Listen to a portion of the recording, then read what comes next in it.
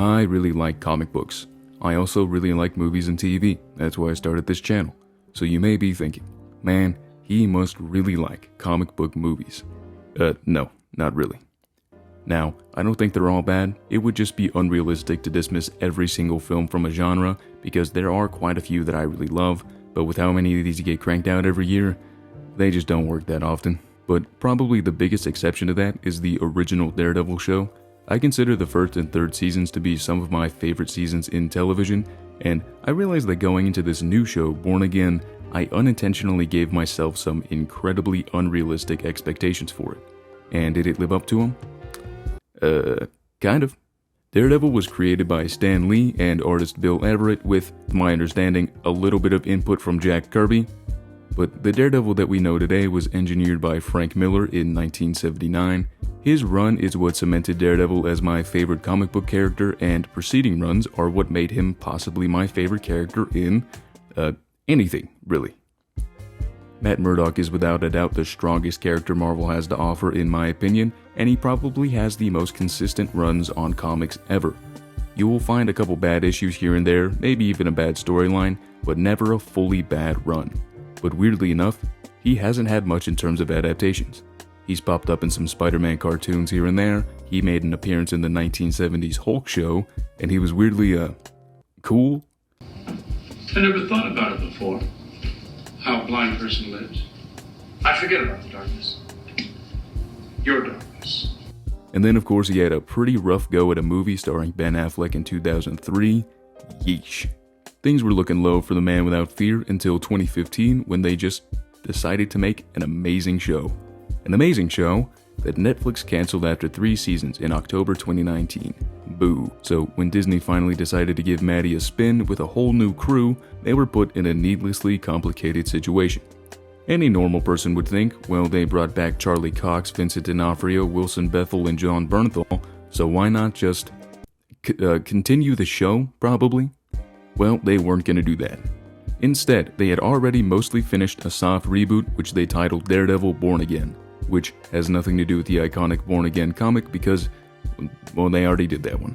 But they realized that that was stupid, and they decided to do something that will probably benefit them in the long run with this show, but was probably equally stupid for this season.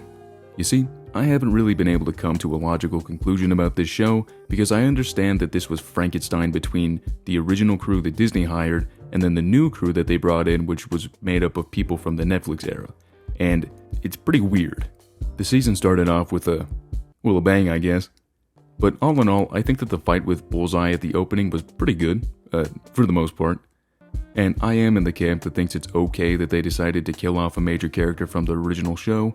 I'm pretty cool with them changing things from the source material most of the time if it fits the story they're telling, and I thought that it was the best thing to do with the idea of pushing Matt to quit being Daredevil. Yeah, right. But the rest of the first 2 episodes were actually, really boring. I think that a big reason for that was the new supporting cast. Gone are Karen and Foggy, 2 incredibly written characters that we've gotten to know and love for 3 seasons, and now we have Cherry, a guy who Matt just knows, I guess, and constantly just throws a wrench in the vibe. I don't think that a character that the audience doesn't know should come into a story so abruptly and act like he knows better than Matt. Like, dude, who are you? We also have Heather, Matt's new girlfriend, who makes very little sense. She's a psychologist who's fascinated with the minds of vigilantes until she has a run-in with them, and then somehow Daredevil, the superhero who's done nothing wrong in the public eye, who was trying to save her, mind you, is just as bad as Muse, a serial killer who's killed 60 people. But she still doesn't think that the newly elected Mayor Fisk, also former convicted felon, is actually a bad guy, which is really funny to me. I don't think that a new supporting cast is a bad idea, but when you push out characters like Karen to bring in new characters that serve little to no purpose, just for the new Netflix crew to come in and bring back Karen in the end, it makes a lot of this show feel a little off because I don't think that the Netflix guys care about these new characters too much. I can sort of feel it. But let's talk about our main guys, Matt and Wilson. I think that Matt is purely carried by Charlie Cox's performance in this entire season. He doesn't get to do a whole lot of daredeviling, so we spend even more time with Matt, which is not an issue, but his friends are gone, he's barely even lawyering, and they really didn't do anything with his religion, which is wild. Probably the most defining thing about Matt Murdock in the comics and the show is not his blindness, his powers, or the fact that he's basically a super ninja. It's his devotion to Catholicism. It's where his moral compass and his confliction comes from, both as a lawyer and a vigilante. He's the embodiment of the blind pursuit of justice, taking on cases for the wrongfully accused, the oppressed, and the ones with no chance of winning, because it's what he's compelled to do. And he's also compelled to kick the shit out of people in a devil costume. His alter ego as Daredevil should reflect his rage and Catholic guilt, using his enhanced senses and abilities to combat crime and protecting the innocent. I think that the new season does a good enough job at portraying the guilt he has over using the suit as a vessel for his darker self to act, but at the same time, he doesn't really feel like Matt too much when it comes to the writing. I'm gonna put a bit of a spoiler warning on here, so go ahead and skip to this time if you don't want to get spoiled. So, after Matt wins Hector Ayala's case, Hector immediately dies, which I think was a mistake. To win the case, Matt threw a crazy Hail Mary by outing Hector as the vigilante White Tiger as a proof of character to show him that he wouldn't murder a police officer in cold blood, and then he's immediately murdered by a police officer in cold blood. And I have two problems with this. The first, Hector was the only new character that I felt any kind of connection to. I also feel like it could have served as an interesting role for Matt's character if we had more time to spend with him. Matt being retired could try to show Hector the beauties of not beating people up, while also kind of feeling happy that he saved him from vigilantism, just to find out that he didn't take any of his advice and went out as the White Tiger and got himself killed. I also feel like this could have been an opportunity to actually show Hector doing some vigilante-isms, I don't know what the word is, because we really didn't get to see anything besides maybe one security camera clip. And I feel like it would have been cool if he maybe went out a bit more ceremoniously, maybe seeing him save somebody, but nope, he just dies. The second is that I personally think that Matt would have cared way more about Hector's murder. Hector was a really good guy that only operated under the mindset of protecting and saving innocent people from harm. His death right after the trial was definitely shocking at the time, but it kinda just came and went for the most part. That's why I think we should have had more time with him and his family. I also think it would have been a better way to introduce his niece through him, rather than her just running into Matt at the hospital. People are always going to care about a character more if we spend more time with them. Hector was very endearing and fit right in with the themes of the season, and I know that in the comics the most prominent thing that he does is die, but I would have taken another episode centered around him over a super cliche bank robbery or the Muse subplot before he died. I also feel like Matt wouldn't go a second without thinking about Hector dying, since I feel like he would have blamed himself more for that one. He should feel anger and rage, but after the subplot is wrapped up, he really doesn't think about it until the last episode when he accidentally finds the guy who killed him. Very convenient. I'm also gonna have to talk about the Kingpin stuff. So, this season is adapting the Mayor Fisk storyline loosely and pieces of some modern Daredevil runs. I like the changes that they made to Fisk as mayor because after season 3 and everything that happened in Hawkeye, it'd be weird if they tried to do it one-to-one. But the approach to writing him and Vanessa this season feels really weird. Like, they were withholding information from each other the entire season and even from the audience for no reason. And then they share that information and everything is just fine. If one of them is up to something nefarious that the other one doesn't know about, then at some point, they'll just tell the other and nothing really happens, and it was very anticlimactic by the end. I also feel like they really do drag out Wilson, quote-unquote, not being Kingpin. So much time is spent on that stupid mayor desk that a lot of his scenes really blur together when I look back at the season as a whole, and unfortunately, I think it was one of the weaker parts of the show. Which is kind of crazy, because I was really down for it at the start. Wilson Fisk being the mayor while also being in couples therapy with his wife because she wants to do crime and he seemingly doesn't was pretty interesting, until at the end of the season when he tells her, "Darling, I actually do want to do crime. Let's launder money into New York." But I will say that Vincent D'Onofrio and Isla Zurrer are obviously fantastic in these roles, and I think it's absurd that they wanted to recast Vanessa for the original intended reboot of the show. That's just stupid. But it also makes it obvious that they were compromising with what they had because every returning character feels strangely just a little different. and I think it's because they feel so different at the start, just to end the season like they were in the old show, and it's really jarring. But at the end of the day, it is unfortunate that this is the least engaging season for our main character and our main villain. When you compare this to other seasons of Daredevil, it looks pretty rough. But when you compare it to some of Marvel's recent projects, it really doesn't seem that bad. Like, no, it's not the best Disney Plus Marvel show, but it's definitely not the worst. Yeah, this is not a safe space for fans of the Moon Knight series. No, you can't! I won't do it! I won't do it! You can't make me! You can't make me! At the show's core, we still have two incredibly interesting and well-constructed characters that I'm sure will be done even better in the next season, since it won't be a messy collage of two different visions and ideas. But at the show's core is a very weird issue that I think drags it down by a lot, and it's that the original Born Again team seems to not like or understand the world of Daredevil. You see, there's not a lot of Matt in the suit, and there's not a whole lot of Wilson Fisk being the Kingpin.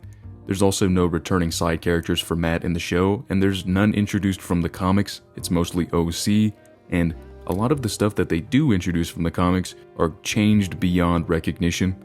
This show adapts two characters from modern Daredevil comics that I happen to really love. Muse is a serial killer inhuman from the comics that is solely driven by the pursuit of his demented art. He looks cool, he has a really interesting personality, his powers put Matt at an extreme disadvantage, and he's also a complete mystery, which is really fun. But in the show, he's just a guy with no powers, who's crazy, becomes obsessed with his therapist, who also happens to be Matt's girlfriend, very convenient, and can take on Daredevil because right before he gets into a fight with him, it's mentioned that he knows Taekwondo. That is not how you write a character. The intrigue of Muse in the comics is what he represents when you compare him to Matt. If Daredevil operates by the scales of justice, then Muse lays out in a hammock of crazy.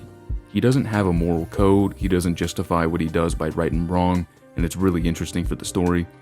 But possibly my favorite thing about Muse is the vagueness of his character. He obviously wears a mask, and in the comics they take it off, so in concept, I'm okay with Muse being unmasked, but when I realized that they were taking it off in the comics, I was pretty upset actually. I loved having questions and not knowing about this guy. I didn't want his atmosphere to be ruined, but when they take off the mask, I was left with even more questions than I had before, with even little answers. And here, he's just a guy. He's just the guy in the show, and that is not fun.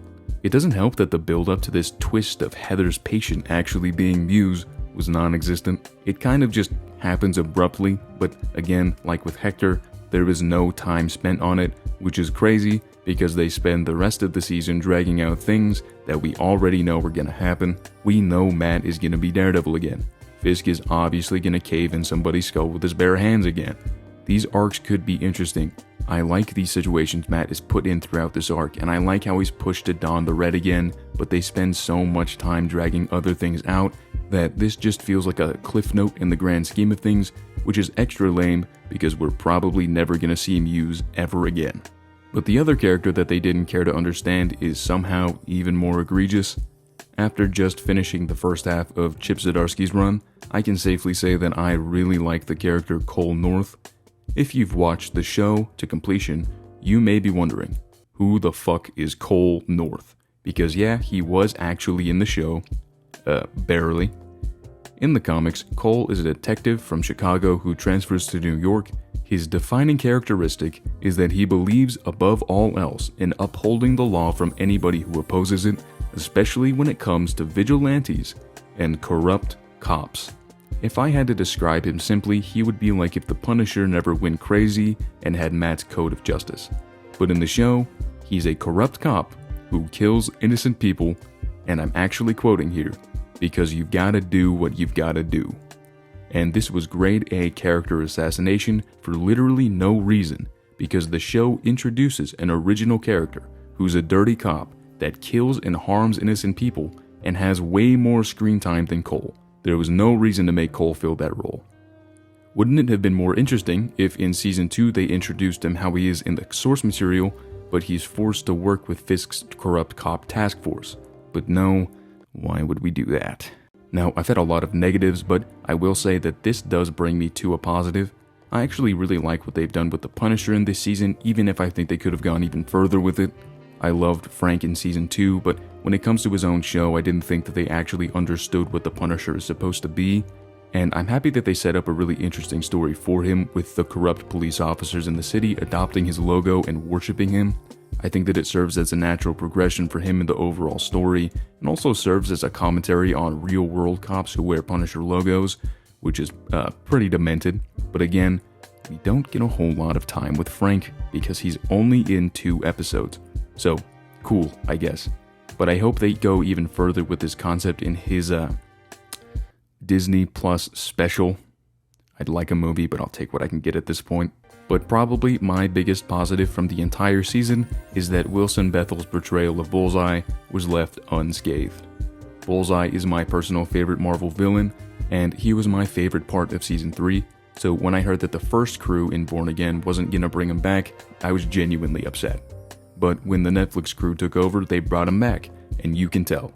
I saw online a lot of people talk about how episode 8 had a completely different energy than anything else, and I feel like it was because it was focusing in on a character that wasn't really tampered with by the original vision for this show. It felt like I was watching an episode from the Netflix era in terms of writing and filmmaking. I think that most of this season is shot and edited pretty well, but all of it takes a significant dive when it comes to most of the action sequences. They're pretty rough. So having a character like Bullseye brings in a lot of tension to make each scene feel like they actually have weight and stakes, because it sure doesn't look like they do. Especially after the first episode, because I think that first fight is pretty good for the most part. I know I've mostly had gripes with this season, but I do have a lot of hope for season 2, since it seems like there won't be as much of a creative interference from Disney, and I think that the setup for the future is interesting enough if they take the right approach. If I had a wish list, it would be better pacing, more focus and importance on the entire cast at large, and definitely a better understanding of what makes this character and his world work so often in the comics. I still need to be convinced that Daredevil needed to be born again in the first place. It's kind of crazy that I don't think Matt went to church a single time this entire season, and I think that sums up what I mean with that. And I know the original show was obviously better. It has some of the most precise and engaging storytelling that Netflix has ever produced, and it mostly has more consistent dynamic fight sequences, but I think that we need to understand that this is a different thing at the end of the day. It kinda had to be, and I understand a lot of the things that they tried out with this season. I've heard a lot of people complain about how this season was mostly walking and talking, and yeah, it doesn't always work, but one of, if not the best episodes in the original series is an episode of Matt and Foggy reflecting on their friendship. There is no blind karate, no ninjas, no miniguns, it's just really good filmmaking. I don't think that we should expect that level from this current version, because that's a pretty tall order, but at the same time, I think that Marvel should be striving to hit that level, and not ride on the coattails of the original series. And I think it starts with looking at and re-examining who Matt is at his core in this show. And that's something that I have confidence that they're going to do in the future. Daredevil Born Again is not perfect, it's kinda just okay, but the bright side is that this could usher in a whole new era for this character that means so much to so many people, myself included, and I think that's an overall net positive. But hey, you're not me, so watch it if you want and find out what you think.